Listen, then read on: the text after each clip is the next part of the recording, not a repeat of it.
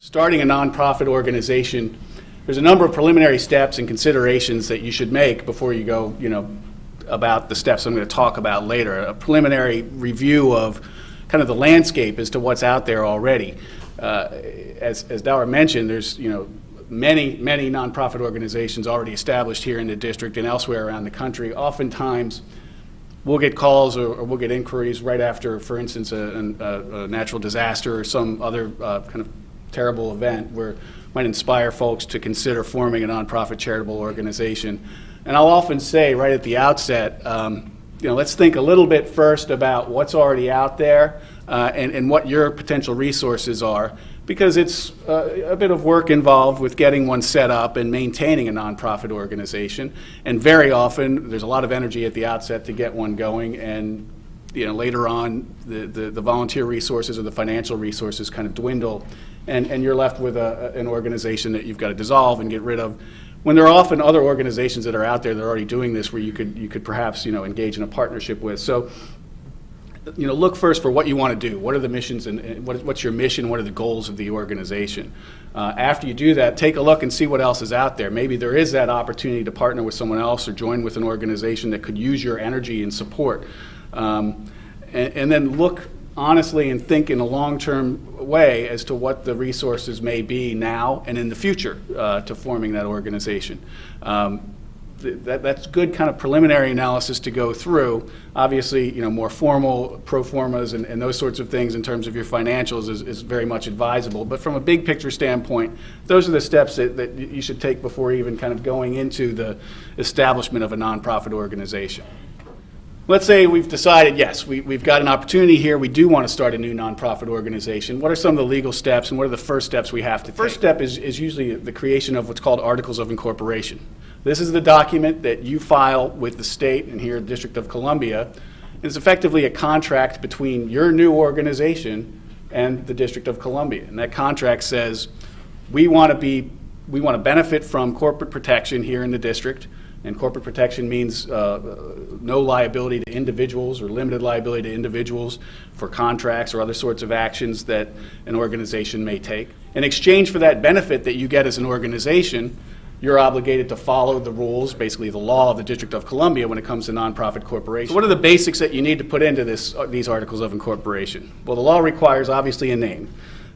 Interesting note, some states say you have to have a little INC period after the name, but as a nonprofit in DC you don't.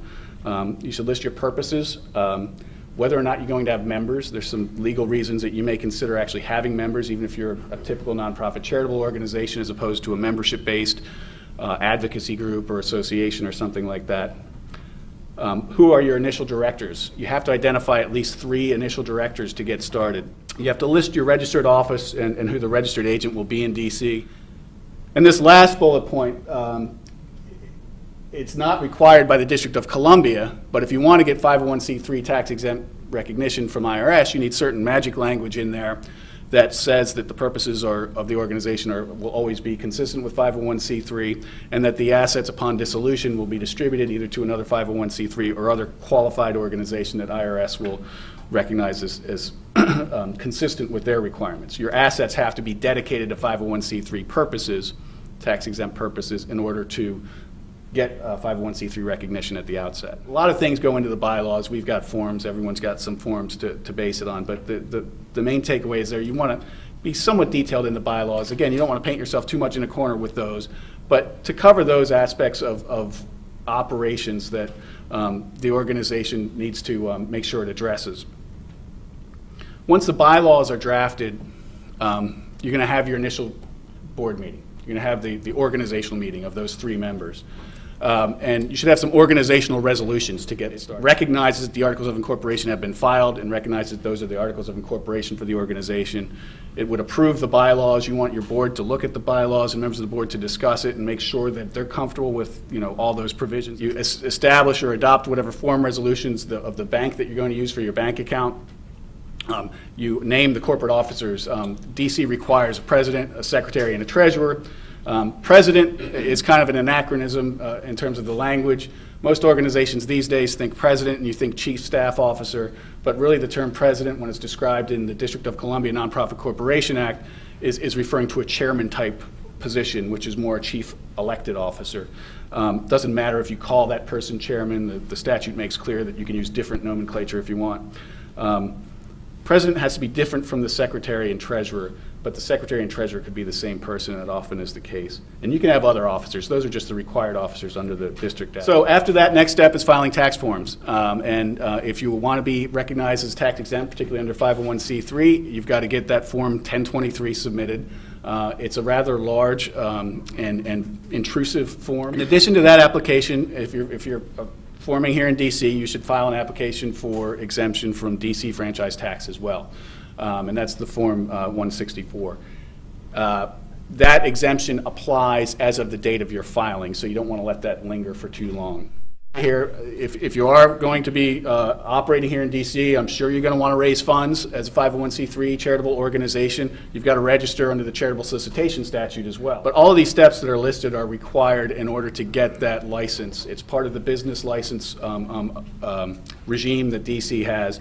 You've got to show that you've got either a lease or some form of occupancy here in the District of Columbia.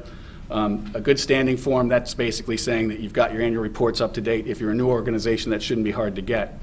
A separate tax registration form, a clean hand certification from the Attorney General basically saying that we've got no cases outstanding against this organization.